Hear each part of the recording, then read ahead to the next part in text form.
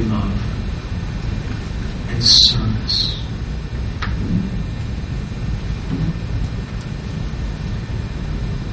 Egotism of thinking oneself very great only agitates the mind because there's always so much competition. And we have so many shortcomings, whoever we may be. I mean, even people like Hitler and other powerful dictators who were controlling the destiny of millions. Internally, they were egomaniac. He was an egomaniac.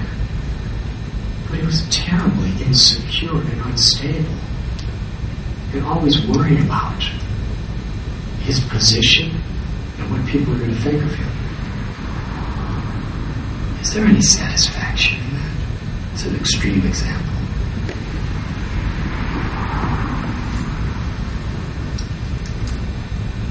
A virtue which is divine is humility. A person who could do great things and maintain humility of the heart, charity of the heart, goodness of the heart, is a person who could actually make a difference in people's lives in a very, very positive way.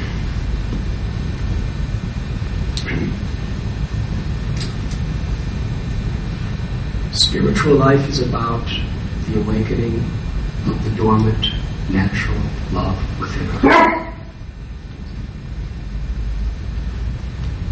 In today's world, how people exploit even the name of religion, to speak of everything else, for their own selfish purposes. Jesus said you can judge a tree by its fruit. The tree is the rituals. The tree is the belief system.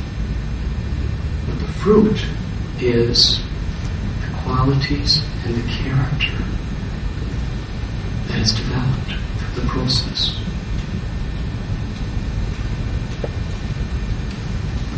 I left home when I was 19 in search of spiritual answers to questions I had. I was born and raised in a wealthy family in a northern suburb of Chicago. And I had so many opportunities that were on silver platter for me to accept if I so wanted. I was going to college.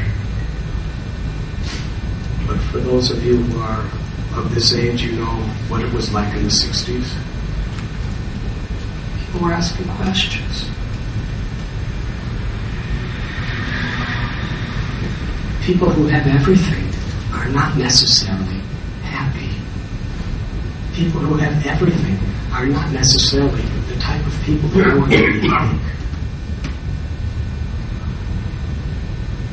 What is the meaning of life? What do I really want? So I came to Europe, studied Judaism, Christianity, and I was really finding great spiritual nourishment. When I hitchhiked from London to India, it took 6 months. And in the Middle East, hitchhiked through Turkey, Iran, Afghanistan, Pakistan. I was studying the Quran. Then I came to India and studied under Buddhist lamas and monks and great rishis and sadhus of the Hindu faith. And I adopted a particular path that deeply affected and fulfilled my own heart, which is why I look the way I do today. But one thing I found is when you go to the real saints, men or women, throughout history of every religious tradition, They're speaking the same thing. Spirituality. Living with ethics. Living with morality. Living with compassion. And developing, nourishing the internal divinity within us. Or in other words, accessing the love of God and being instrument of that love in everything we do. That is the purpose of prayer. That is the purpose of meditation. That is the purpose of chanting of mantra.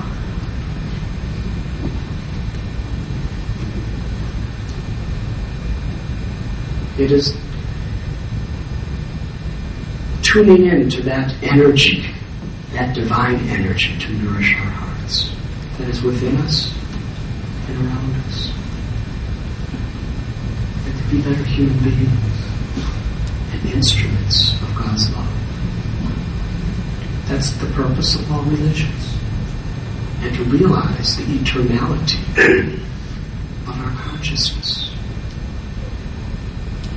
beyond the transformations of this body and mind. How is it that in the name of religion and God,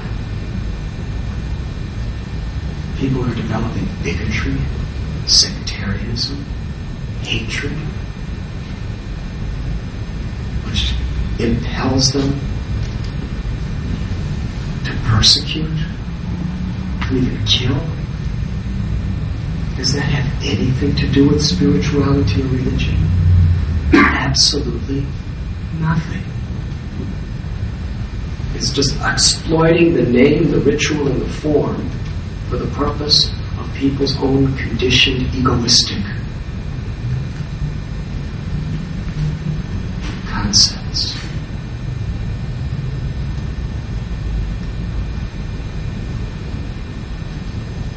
Throughout the ages, people of all sectors of society have thought deeply on these questions. What really is substantial to my life?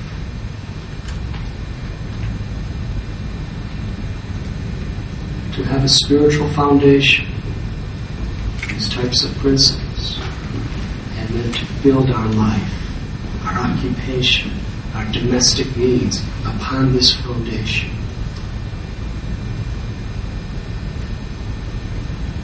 Makes our life full and rich.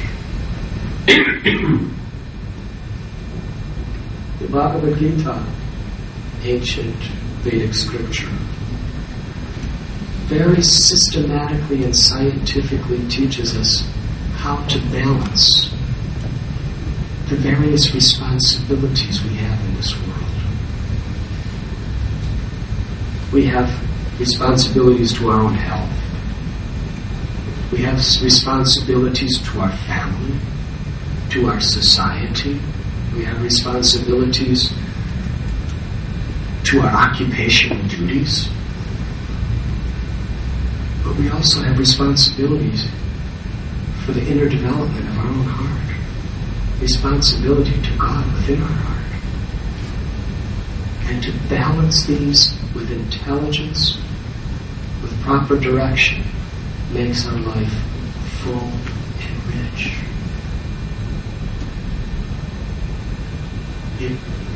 If we neglect any of these principles, the richness of our life becomes imbalanced.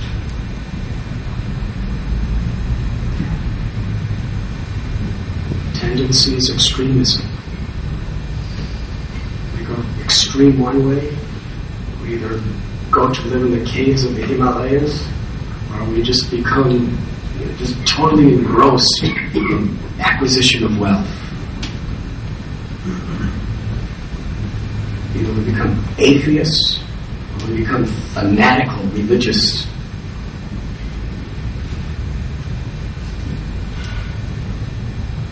Too much extremism in this world.